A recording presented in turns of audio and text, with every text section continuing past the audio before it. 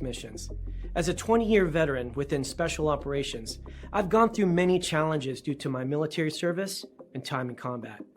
We felt called to start SOF Missions to serve our fellow brothers and sisters in arms, focusing on suicide prevention and resiliency. Our mission at SOF Missions is to empower warriors to find purpose and be resilient. Since 2011, when we started the organization, almost 3 million men and women have deployed to Iraq and Afghanistan. Unfortunately, the scars of war take a toll on their psychological, physical, social, and spiritual health. Many veterans feel a sense of hopelessness and a loss of purpose when they return to civilian life. They feel isolated and alone, unable to reconnect. And in the greatest of tragedies, over 20 veterans lose all hope and take their own lives. Our goal at SOF Missions is to provide veterans the tools and resources so that they don't become a statistic. We offer a unique approach to combating veteran suicide through a whole health, intradisciplinary model. The Be Resilient program is a 4-pillar methodology that addresses the areas of psychological, physical, social, and spiritual wellness. We provide care through 3 delivery methods: medical clinics, retreats, and educational training. Since we started back in 2011, we have been able to reach veterans in all 50 states and have served over 3,000 veterans through the Be Resilient program. Being resilient is a multifaceted and complex issue. We know that to find a lasting solution, we have to address the whole warrior. Many challenges cannot be solved by providing the treatments and modalities of just one component, but by tackling them all. Now, we've expanded our services to include law enforcement and first responders. Together, we can make a lasting impact in the lives of warriors across the nation. To learn more, visit our website at sofmissions.org.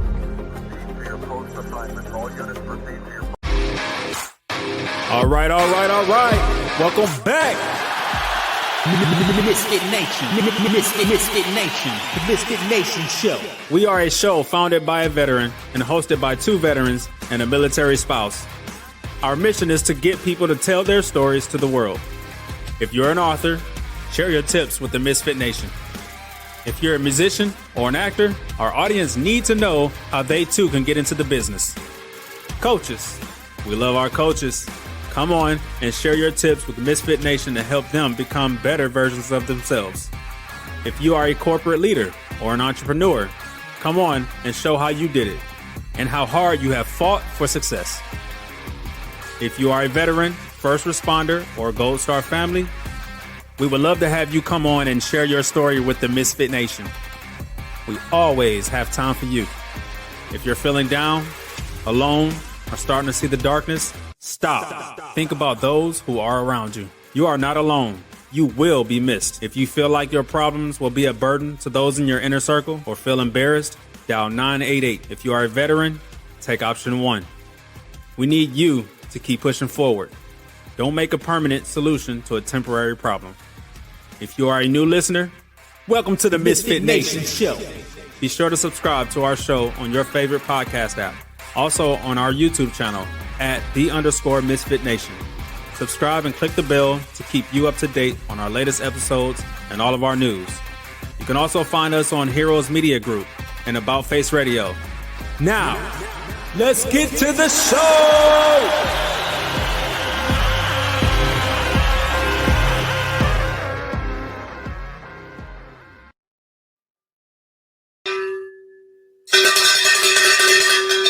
All right. Welcome back to the Misfit Nation and your Sunday after dinner show. Thanks for taking on some of your time tonight on Mother's Day. To all the mothers out there, happy Mother's Day. Hopefully your families took care of you today and let you get a little rest and let you do the dishes tomorrow, make sandwiches and stuff for everyone tomorrow.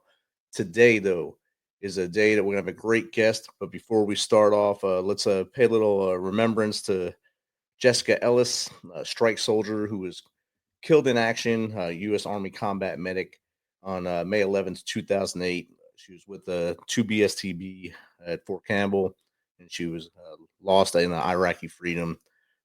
Keep her friends, her families in there, your thoughts and prayers, thanks. Every year on this day, they all go through it. And of course, this is the exact day, Mother's Day, when she passed away last in 2008. It was May 11th as well. So keep that in mind as you go through the rest of your day and think about her and her friends and family. Just keep them in your thoughts and prayers. Tonight, we have a 20-year Army veteran. He was a 13 Fox fire support specialist and a 25 Sierra satellite communications systems operator maintainer. Now he works as a contractor with the Defense Department, and he's also the North Carolina State Public Relations Officer for the Combat Veterans Motorcycle Association. So without further ado, let's bring on David Curby Foster to the Misfit Nation. Welcome, David. Welcome. How are we doing tonight?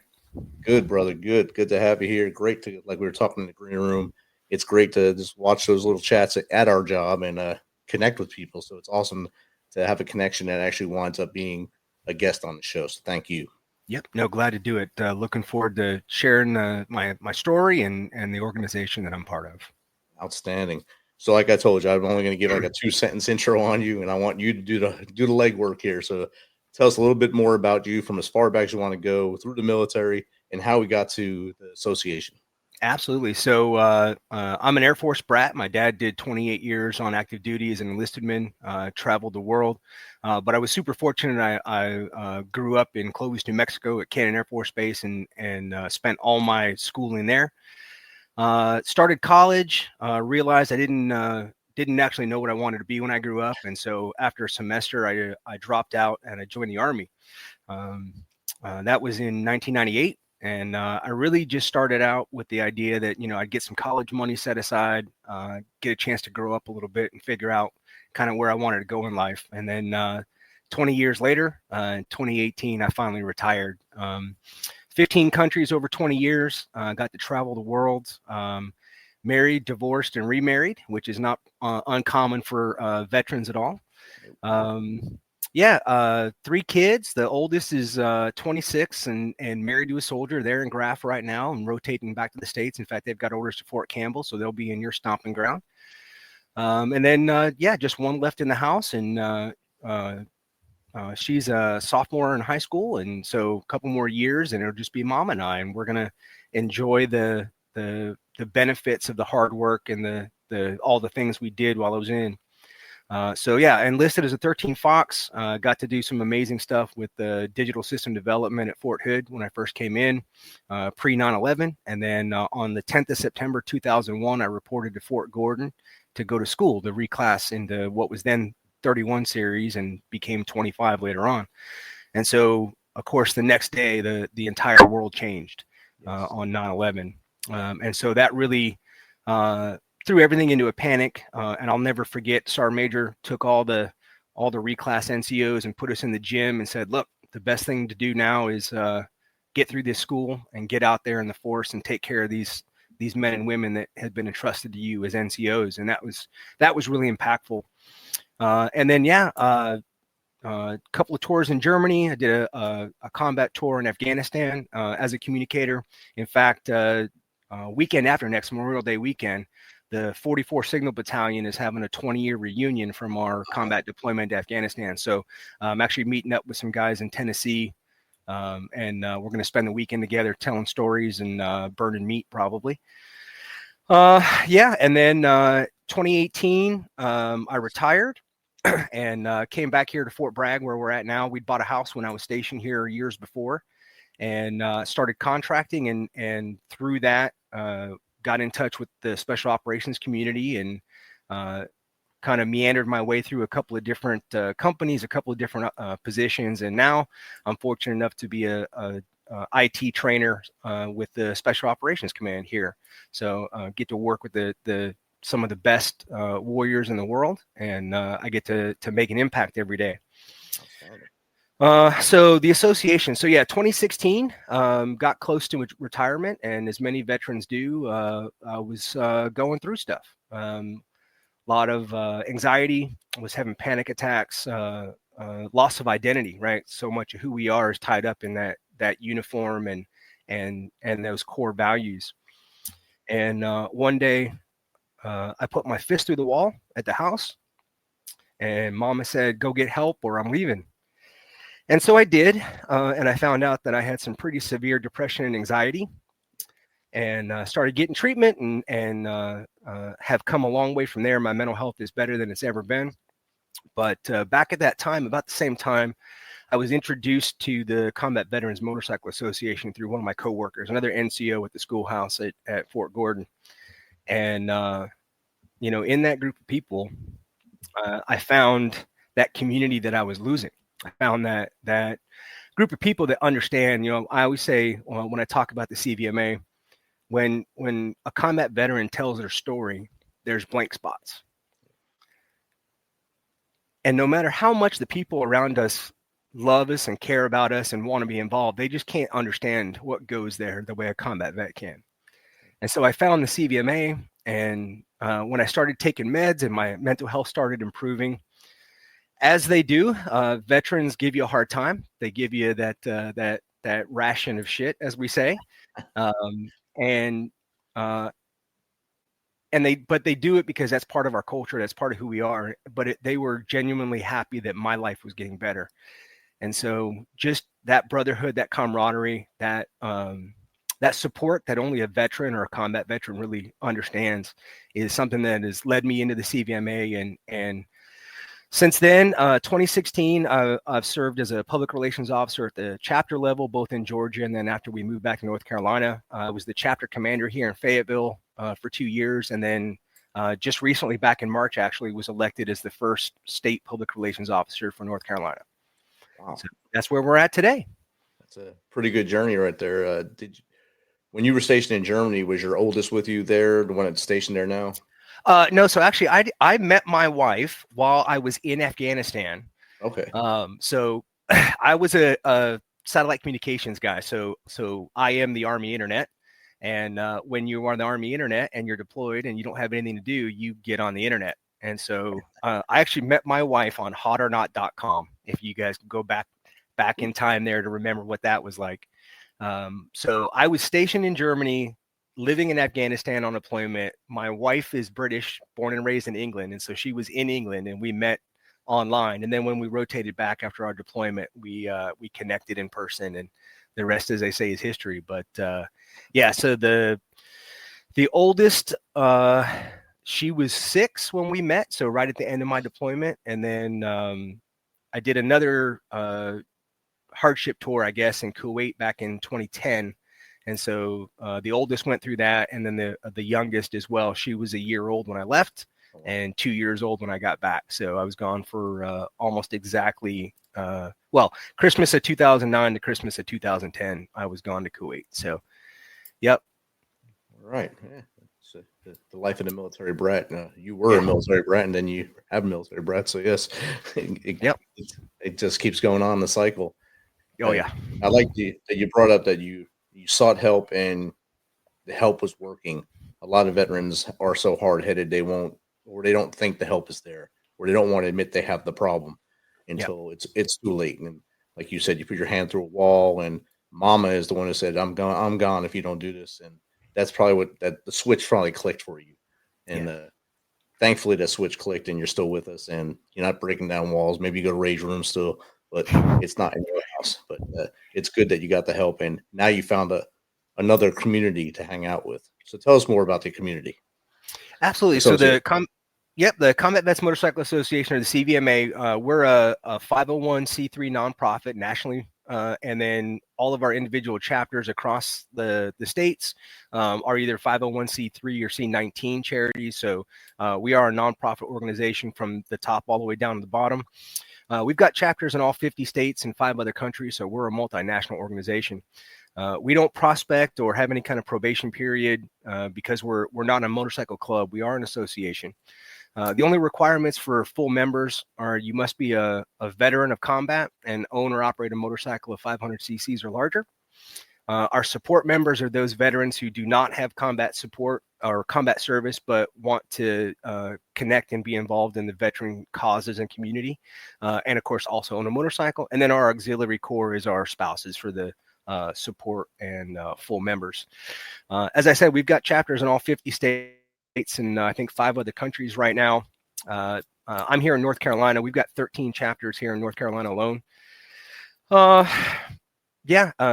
We're not an MC, so we don't have a lot of the same kind of rules as far as how to get involved, and even then, we don't turn anybody away. If you're a veteran and you ride a motorcycle, I can guarantee the chapter closest to you would love to have you come hang out and ride and come out to their events, because everything we do is open to the public. Everything we do is supported. We're connected with the motorcycle communities. And so we get a lot of support from the different clubs and other riding groups throughout the country. So yeah, it's all combat vets. Like I said, it's when you tell your story and you hit those blank spots, it's so impactful to have people that understand what go in that spot. And only another veteran understands those missing pieces that we just don't know how to put into words. They know what goes there because they've got their own version. And so, yeah, just, having that community, and especially after leaving the military and that's so much of our life, being able to reconnect with that culture and I'm an Army guy. I did 20 years in the Army, but of course, our chapters are made up of all 5 services. I think we have a Guardian in the CVMA somewhere. I'm not sure.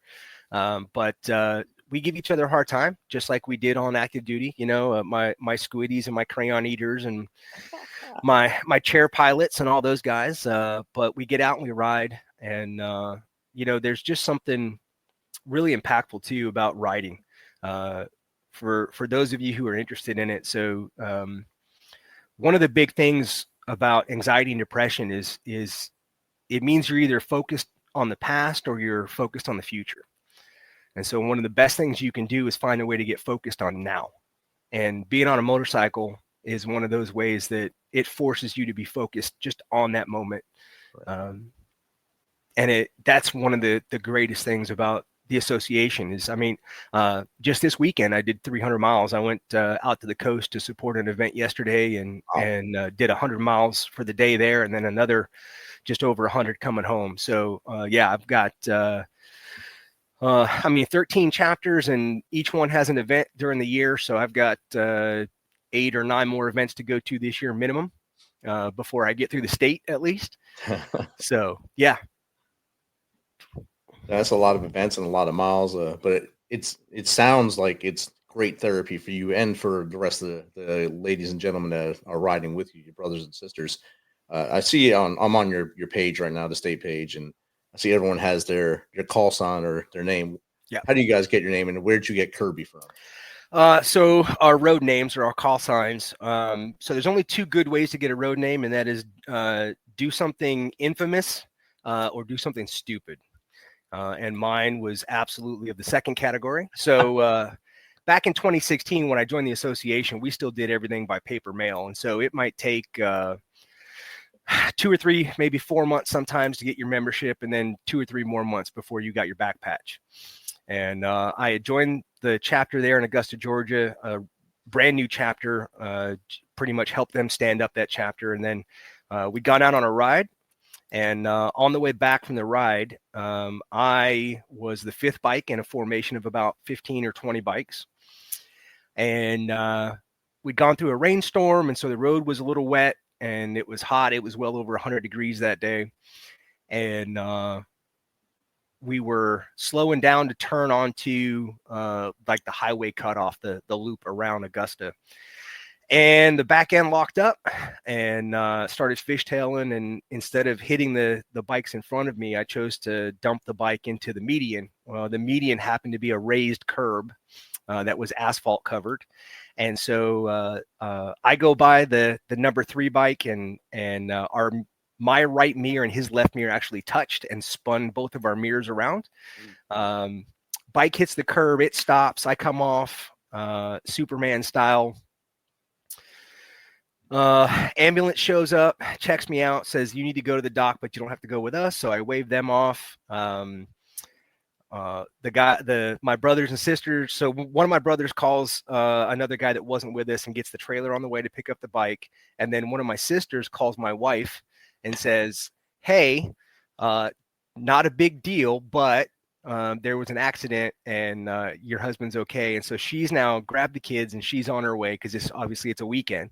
And so right there in the parking lot, once they had everything moving, the chapter voted and gave me my road name. So Curby is my road name. And then let's see, you can see the Curby patch that became part of the persona that goes with it. So for me, you'll see the Curby logo on everything because everybody thinks that's the Curby I'm talking about, but it's actually a curb, like a raised curb. And then 2 months later, I got my back patch and already had my road name sewn on my vest. So yeah, Nice.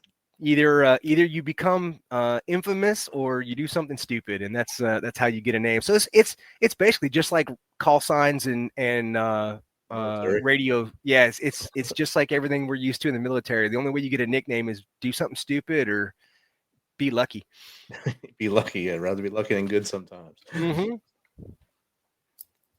Yeah, I've seen some of the names on there are good. Rooster, Smoke, Princess Leia. I can tell why her name's that. And Yep. Goose and Not So Kenny. So Yep. all good names on there. I'm sure there's tons out there you can talk about. How long ago was the Motorcycle Association actually started? So I'm gonna actually check so I don't get this wrong. Okay. One of the many web pages I manage has our history on it. So yeah, so 1999 was the first time we saw the Combat Vets Motorcycle Club, and then come up about 2001. There was about 50 or 60 people that finally realized through this that it was actually an internet scam. This guy was collecting money for a back patch from veterans, and then was like sending a patch, and then somebody would return that patch and he'd take somebody else's money and send them the same patch. And so for a couple of years, veteran riders thought that they were joining the Combat Veterans Motorcycle Club. And then about 2001, they realized that it was an internet scam. And so our original 45 members got together and started what eventually, through several years of working with the VFW and others, became the Combat Vets Motorcycle Association. So sometime in early 2001 was officially the beginning. And then December of 2002 was when we voted to accept our current logo. And then that's kind of solidified the organization nationally. Outstanding. So it's not a baby anymore. It's grown. It's past the major hump of a decade where most nonprofits usually hit that wall and either splinter into other nonprofits or fall apart. Absolutely. You guys have jumped over that wall and kept moving forward. So that's a great feat for the whole association. Yeah, absolutely. Yeah. And I mean, we do some amazing work. I mean, every chapter is a 501 nonprofit. So they do a lot of impact in our local area. Our unofficial motto has always been vets helping vets. So we're connected to our veteran communities, and of course, by extension, that connects us into the larger communities that we live and work in.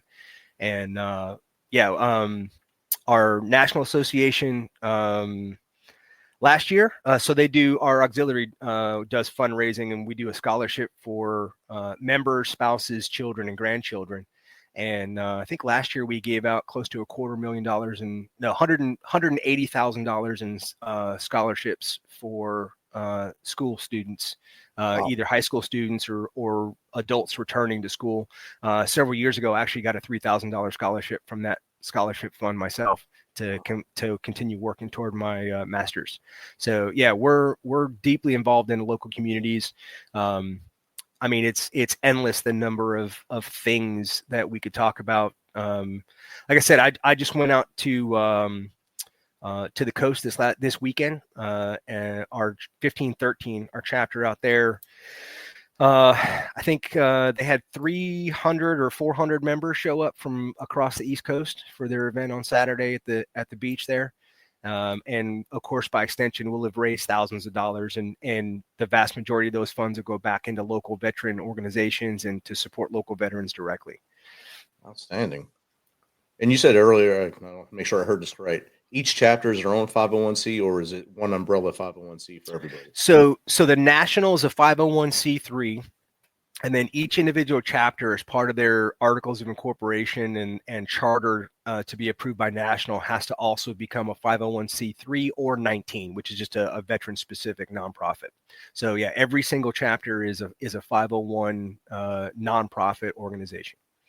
That's outstanding. And to have the umbrella above them too with the national, and then every chapter can do their own and have their own, I guess, niche of things that they want to take care of in their community. So that's awesome. Absolutely. Yep. And and I mean, every chapter I've been involved with, we tend to tie in with other organizations, other nonprofits, other veteran support, community support organizations. We found that spending our money to try to do a thing isn't as effective as finding those people that are already doing those things and then giving them our funds and our sweat equity and our support. We partner with a lot of organizations, the VFWs, DAVs, the Legions. I mean, just here in Fayetteville, I could list off 5 or 6 of the organizations that we partner with routinely that are, in fact, some of them aren't even veteran specific, but have a tie into our veteran community. We just escorted the 9/11 Remembrance flag here from Fort Bragg out to Camp Lejeune. That was weekend before last. So yeah, we're tied in directly with the veteran community pretty much everywhere we go. And we've got veterans all the way back to Vietnam that are members and active throughout our organization. That's outstanding. And that generation was, when we hear the number 22, when that first number came out, it was a lot of them. It was mostly the Vietnam vets we were losing at that time. It's kind of evened up now, but yeah, that number dwindles a little, well, slows down. I'm not going to say dwindle. It hasn't dwindled at all, but it slows down a bit when you have organizations like the Combat Vets Motorcycle Association or the DAV and VFW that are all active and keeping people involved with stuff. When they lose that sense that they can walk out their house and go into another door and have brothers and sisters there they can make fun of them or they can make fun of, it kind of hurts them a little bit, and that makes that darkness come a little quicker. But having these outlets really helps out. Absolutely. Yeah. It's just super impactful. I mean, every time I go out to an event, every time I go to a chapter meeting, every time I go out and go to a bike night or run into another brother or sister at dinner or at the mall or wherever, it just reminds me that like we're part of something bigger. And when you transition, when you leave the military, there's a sense of loss. Like there's a grieving going on. So much of our identity is tied up in that rank and that uniform and that title. And there's nothing wrong with that. It's part of the culture that we live in to be successful.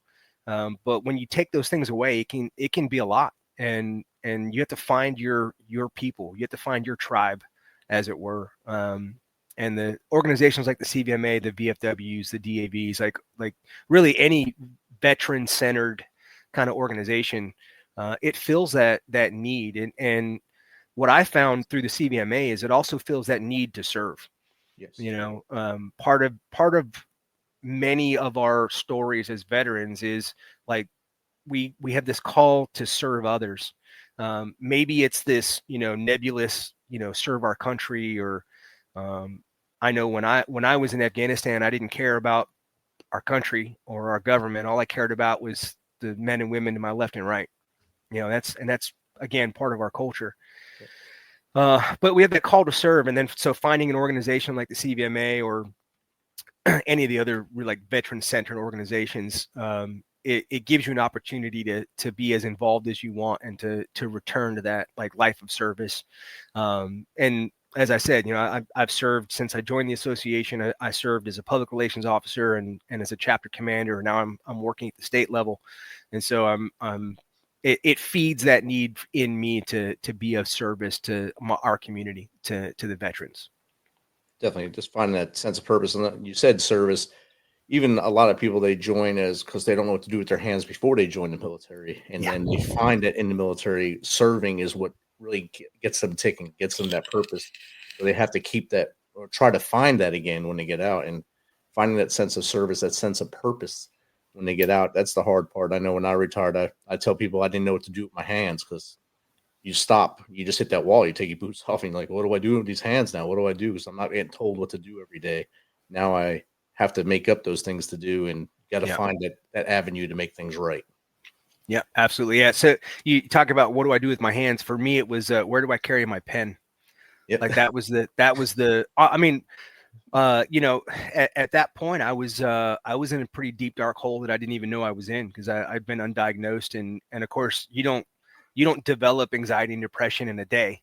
That takes a lifetime. And so, like those were the kind of things that kept me awake at night. How am I going to dress myself? Where do I carry my pen? But fortunately, I was lucky. My spouse pushed me to get some help, and I was willing to accept the help. And I think that's another important part of that conversation. It took, I'll be honest, it took years though, before I really truly accepted the help that I needed. I was going through the motions for a long time, saying I'm working on it. I'm going to get there. So another great organization, the Wounded Warrior Program, they ran a program called the Rolling Odyssey. And so back in 2020, I took a week off work and went down to Florida, and we did a 5-day rolling trip on motorcycles with a dozen of us veterans. And we had counselors embedded with us, and the program manager, the program director, had a lot of counseling, a lot of conversations, a lot of different things were shown to us as therapies. And that, for me, that was the catalyst that truly changed my mental health journey. Somebody actually at the time was a motorcycle brother. He's since moved on to another organization, but he was a CVMA brother, but was one of the staff. And he said he was telling a story about the, I think, Chinese proverb or practice of fixing a broken thing instead of throwing it away. That, like, say a plate will get dropped, and instead of throwing the pieces away, they'll take it and use gold or silver to repair it. And so it's actually more valuable after it was broken than before. And that story, something clicked there for me. And that was really the point where my mental health journey started really progressing, and I really started being able to move forward. I admitted to myself that I was broken. Right. I'd been through things I'd seen and done and been trained, and that it was okay. Being broken is not the end. Being broken is where you are, and you can't go back. You can't fix what's been broken. But if you take where you are and you just strive to go to a little bit better tomorrow, that becomes a journey, and it becomes this path that you can be on. And then you realize very quickly that those steps get faster and faster, because every time something gets better, it just adds more fuel to the fire, and you continue getting better. And now my bad days are better than my good days used to be. And a lot of that is I can tie to that moment where I admitted that, I'd been broken. I'd gone through combat. Things would never be the same, and that was okay. And so I hope there's a veteran out there right now that can hear that and understand that that's true for you too. And that's the goal of this show: reach one, teach one. Every show, if we help one veteran, one first responder, one gold star, to maybe not take a split-second decision and do something, and stay with us and be with us tomorrow, and make every day that best day. Then we win. We win those days, and we win every day after that. So that's our goal here, and I'm glad you said it as well. Absolutely. Yeah. It's don't forget, we've all been there. Yep. Reach out, right? Like call me. I'll listen to the story and fill in the blank spots. Right. I mean, and I think that's true of every veteran. I think that's something we forget, is that, we were there for each other when it counted, and it still counts. And so we're still there. So yeah, I think sometimes we forget that sometimes all you got to do is just reach out. But, even then though, when you're in that dark hole, it can be hard. When, I've been there, I'm sure a lot of us have. When you're down in that hole, it doesn't matter how many people are reaching out. Sometimes it's hard to see them. Yep. So if you can hear my voice, come to the light. Like, we got you, battle. And And I can guarantee that's true of any veteran. If you reach out, I guarantee that they're there to help, because that's what we've always done. That's part of who we are. Definitely, 100%. We got a couple questions from the audience in the chat right Absolutely. now. So this is from Make Ends One. What was the most challenging part of transitioning from the military life to civilian life, and how did you navigate it? Thanks, Make Ends One. Oh, that's a great question. So for me, the biggest challenge was just the identity. I was an NCO for 17 years. So even today, after being out for 8 years, I still feel uncomfortable when people call me sir, because I spent so much of my life as sergeant. So the biggest transition for me was just that identity. I was Staff Sergeant Foster, and to become Mr. Foster, and I really had to get down to understand that all of those things that made me successful as a non-commissioned officer, as a soldier, as a leader, as a mentor, all of those skills were mine. They weren't attached to the rank or the uniform. The only thing that changed was the lens, was the title. And so for me, that was the biggest obstacle, was that identity crisis that I went through. And it really just came down to a lot of great counseling, a lot of great support from my family and my friends, and really just understanding that who I wasn't going to change. The only thing that changed was going to be just the title that went with it. I was going to become David instead of Staff Sergeant Foster. Yeah. Angry Daisy says, hello, Kirby from Mac 1512. Hey, Mac. Yeah, that'll be one of my chapter members here in the state. Awesome. This one here is from Dave Was There. How did joining CVMA change your outlook on life after the military? Thanks, Dave Was There. Yeah. So really, it was just finding a group of people that understood, finding a group of people that had been through not the same things, but understood the things that I'd been through that only another veteran can. And it just, it filled that void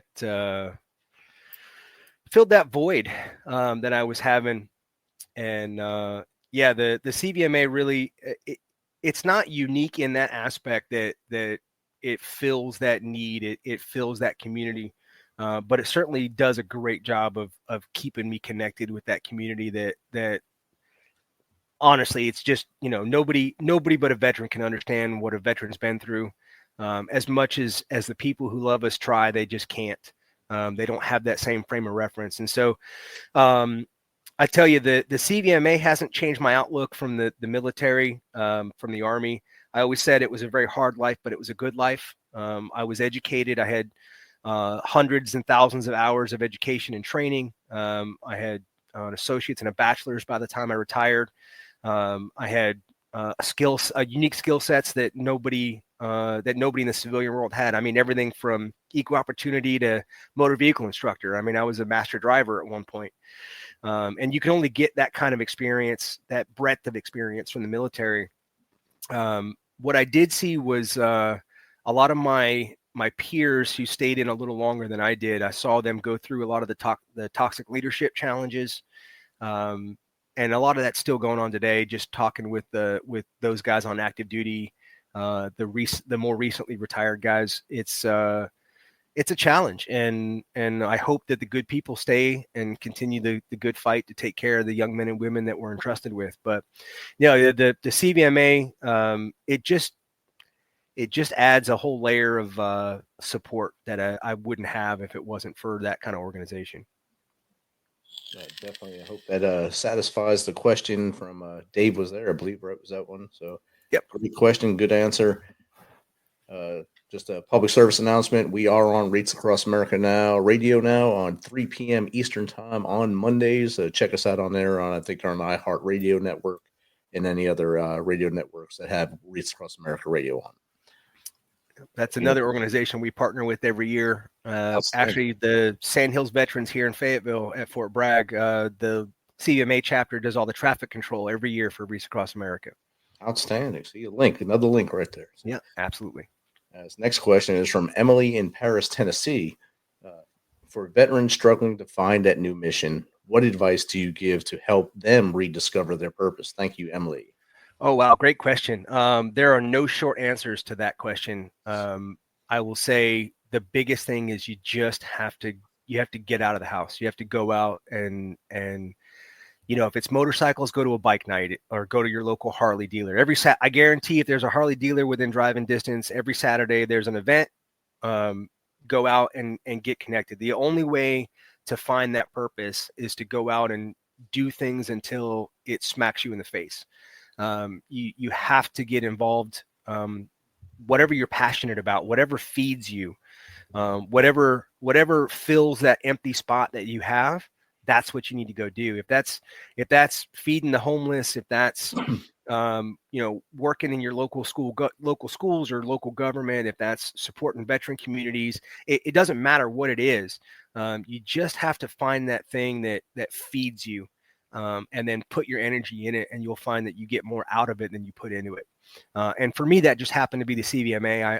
I was fortunate to come across it through a coworker, and it just tied in at a time when I just needed that in my life. So yeah, the only way to find a purpose is you have to just get out of the house and reach into your community and see what gives you more than you give it. See what feeds you when you give energy into it. It's from Angry Daisy again. A great part of CVMA is that you have family wherever you go. Absolutely. Yeah, it's an extended veteran family. Rich, you and I were talking before the show in the green room. My oldest daughter is married to a soldier, and they've got orders to Fort Campbell. And I've actually already gotten them in touch with the chapter there in Clarksville. The XO there happens to be a friend of mine, and so they're already connected. They're not even there yet. They won't be there for another couple of weeks, and they've already got a family. They've already got people taking care of them and their house, and they haven't even rotated out of the back to the States yet. That's awesome. And the Army movers haven't even had a chance to lose their stuff yet, so that's good. That's right. Lose or damage it. Well, yeah. So on the upside, that means nothing's broken yet. Right. It'll happen. Don't worry. Oh yeah. Or you're gonna wind up with someone else's stuff, and it could be a win, could be a loss, or both. Yeah. Or both. We've had that happen a couple of times. You get one box of somebody else's stuff. You're like, yeah. I got that one time. It was all their cleaning supplies.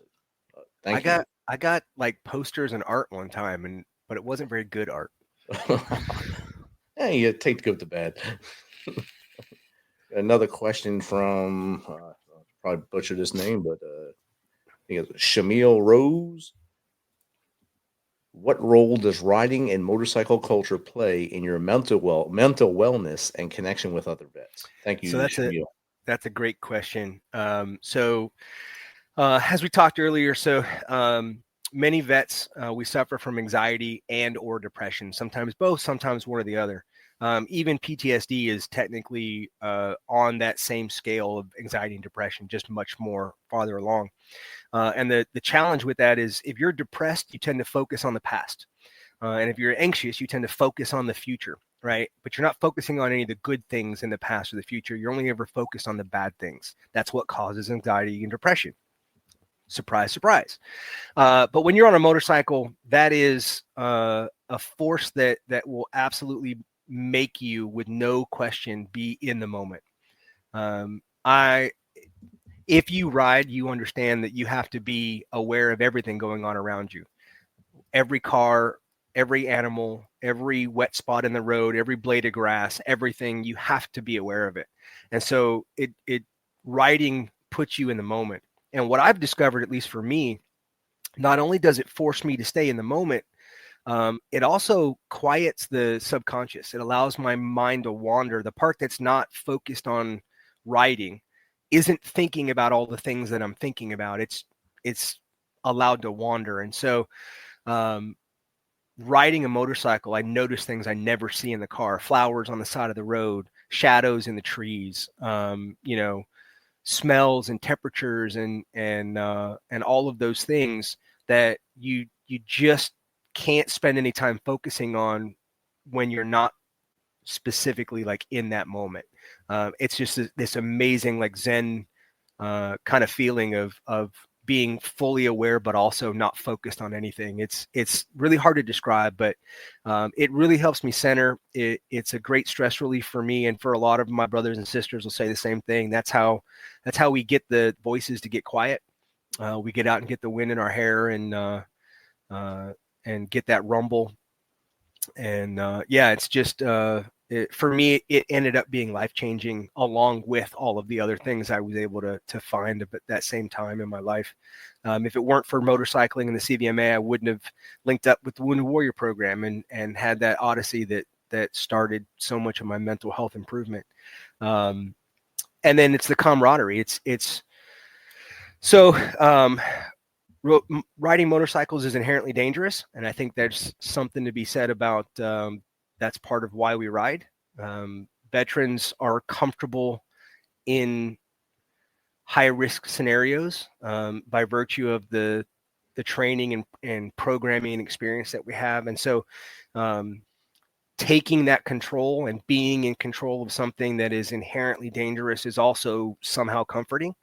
And I think it feeds that same part of us that we were so used to having to feed every day of being ready for anything at any time. Definitely. And, a lot of guys and gals coming back from combat, they have that adrenaline rush where they're on 24/7, and they look for an outlet. And I can't see a better outlet than riding a bike with that wind in your face and going to have that adrenaline pumping and as you're out there, because not only are you able to see everything, but you're also you got to be on guard because there's so many other bad drivers out there that, sometimes drive at you. So. Absolutely. Next question is from Sally Jezzy B. Can you share a story from one of your CVMA events that has had a lasting impact on you? Thank you, Sally. Absolutely. So 2016, shortly after I joined, or 2017. Yeah, 2017, I went to the Region 1 rally. So the CVMA is broken into 5 regions, or 6 regions, 5 here in the States and then out and then overseas. And so Region 1 is the southeastern U.S., so Georgia, Florida, that area. So North Carolina is in Region 2, and then South Carolina is in Region 1. So kind of lay out the map. So we'd gone to the Region 1 rally. We were in Biloxi, Mississippi. See if I can say this without getting broken up. We inducted a double amputee combat vet as a full member at the region rally. Wow. Like riding a trike that had been modified, both legs above the knee, and inducted that member as a full member at the region rally. And that, I don't know if you can hear, I get a little emotional about it. That just like really cemented, especially I'd only been in the association about a year at that point. That just really cemented like what it's about. It's about the brotherhood and the camaraderie and being there for the people that deserve for you to be there. Definitely. I'm sure that didn't just choke you up when that happened. It got into a lot of people's feels that day, and probably it was a lasting impression on every brother and sister was that it was at that rally, and the stories that they were able to tell to others when they went out of there, it probably resonated with all of them as well. That rider, was he a rider before he was an amputee, or that was something that was part of his rehab? Honestly, I don't know any of his story. All I know is here was a brother getting a vest put on that had 2 prosthetic legs and was going to sit on his trike and ride with us. Honestly, don't know anything else about his story, but I just remember that so vividly.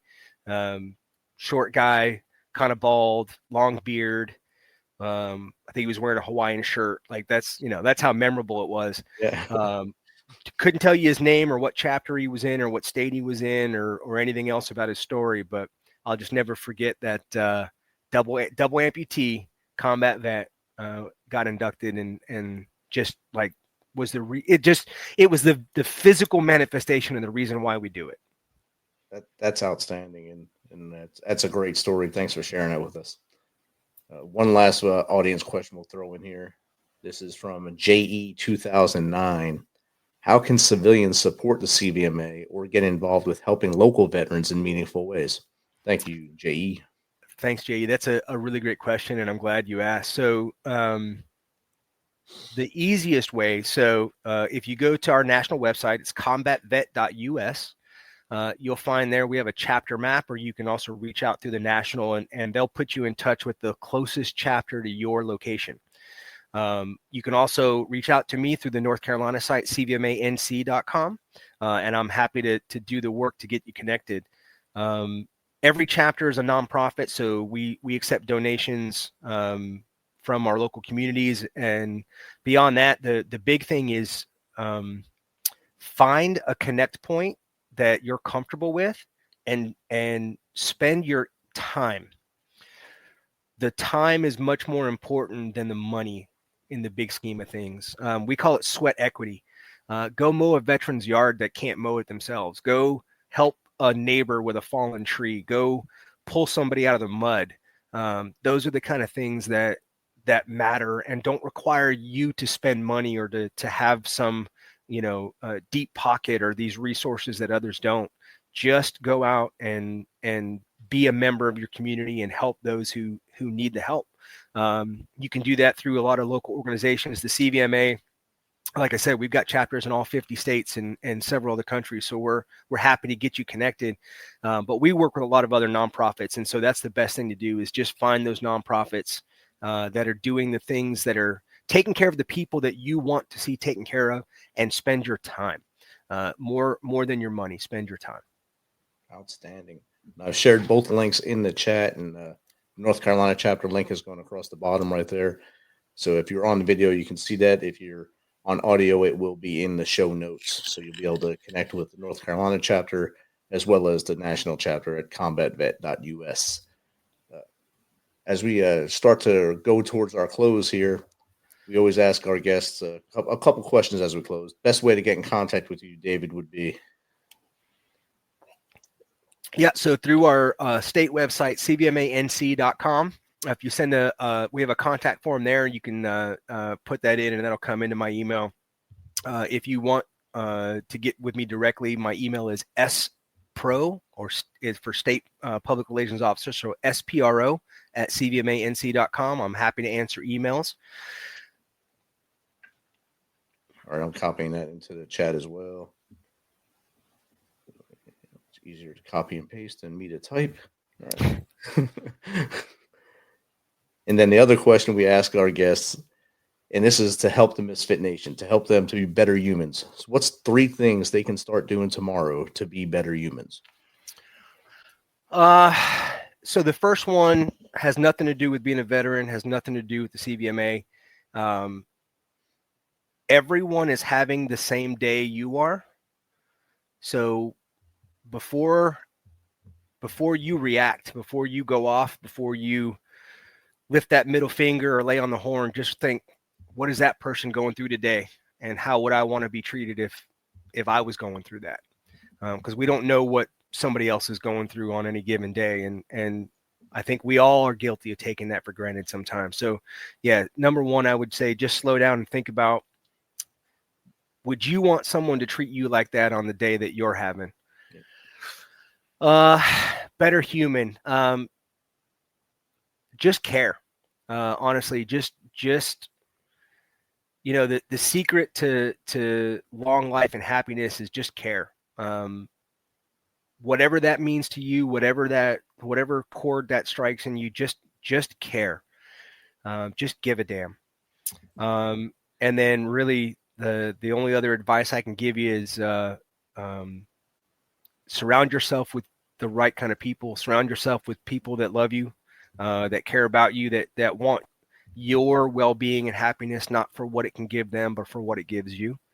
And when you find those people, get them close, and don't let go of them, because those people are few and far between. And when you find them, pull them in, and they will make your life better. And by extension, you can then make others' lives better. Definitely. Thank you. Those are 3 good ones right there. So remember, everyone's going through the same day you are, and think before you act. Number 2, care. Just care. And like Curby said, whatever that means to you, care. And then 3, surround yourself with the right people, and then hold them tight. and it's all in the chat right there. And audio, I'm sorry you can't see the chat, but you can go back on YouTube and the chat will pop up. So, brother, this was great chat. Great learning about the Motorcycle Association, because really all I know is that they drive by me and I see them on the road. And like I told you, me and motorcycles don't mix. I'm a klutz, and I'd be in a tree. I'd probably be called Tree or something like that on my hat, but I wouldn't be called Curby. So Yeah. I can be a supporter from the outside, and we're here. Absolutely. For you. Misfit Nation is here to help, and you let us know what we can do for you, and vice versa. We'll reach out to you if we need help. Absolutely. And so just parting shot, please look out for motorcycles. We're out there, especially during this time of year, pretty much nationwide. Please look twice, save a life. I'd like to get home. So just keep an eye out. I really appreciate it. Thanks for the time, Rich. Thanks for letting me kind of use your podium to share about the CVMA.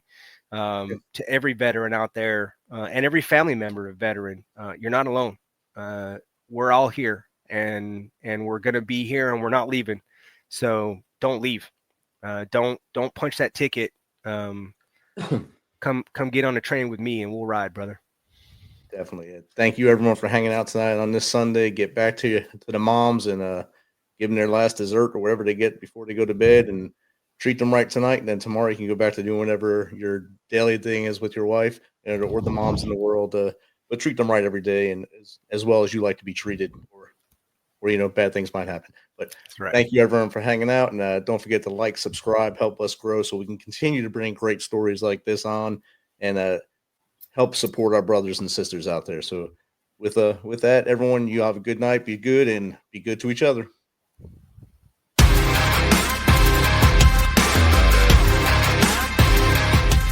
Thanks for checking us out and being a part of the Misfit Nation Show. Don't forget to visit our website at themisfitnation.com.